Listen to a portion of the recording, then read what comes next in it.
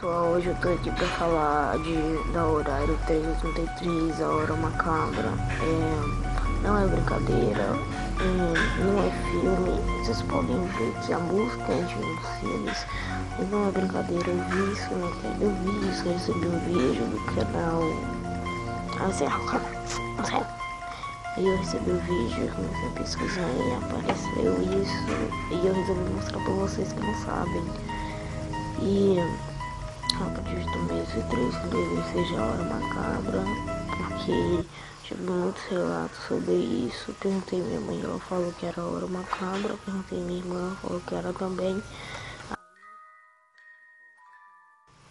a Hora Macabra. A mensagem interrompeu o vídeo.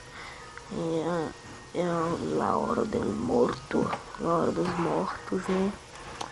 E, véi, não, tente não acordar 3 tem não sei o que, paralisia do sono lá, e chamam as pessoas de sono e tem muita coisa que acontece. Eu recebi esse vídeo de novo, eu fiquei morrendo de medo, eu sou cagão assim mesmo.